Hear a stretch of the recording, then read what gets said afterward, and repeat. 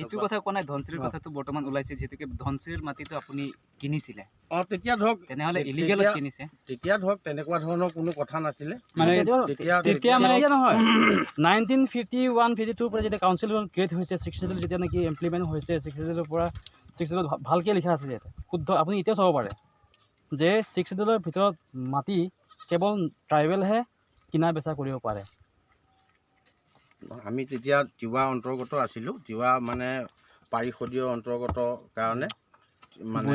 বুজি পাইছোঁ হিচাপে আমাক আপুনি এছটি নহয় মই এছটি নহয় হয় আপুনি এছটি নহয় শুনি লওক মই তিৱা ছাত্ৰ সন্থাৰ মই জেনেৰেল ছেক্ৰেটাৰী হয় কাৰ্বি আংলং জিলা সমিতি লগতে তিৱা কাউন্সিলৰ বিষয়ে মই ভালকৈ জানো 1995 25 এপ্ৰিলত তিৱা কাউন্সিলখন পাইছিলে নগাঁও জিলাৰ ঠিক আছে নগাঁৱৰ 9খন সমষ্টি হোজাইৰ 1খন সমষ্টি মৰিগাঁও 17খন সমষ্টিৰ লগতে এই কামৰূপৰ 6খন সমষ্টি মিলিহে তিৱা সাহিত্য সভা গঠন হৈছে কিন্তু আমি ভালকৈ জানো আপুনি মোক সেইটো বাট পঢ়াব নালাগে এতিয়া কথাটো হ'ল কাৰ্বি আংলং টু 6 এৰিয়া তো আণ্ডাৰ 6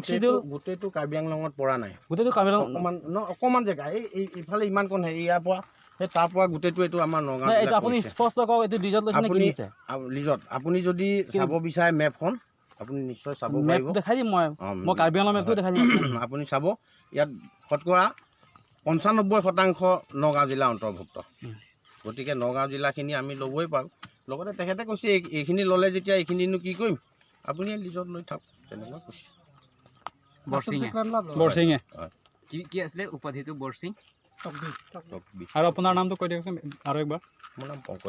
পংকজ জ্যোতি আপোনাৰ ঘৰ ৰহা বাৰু আমি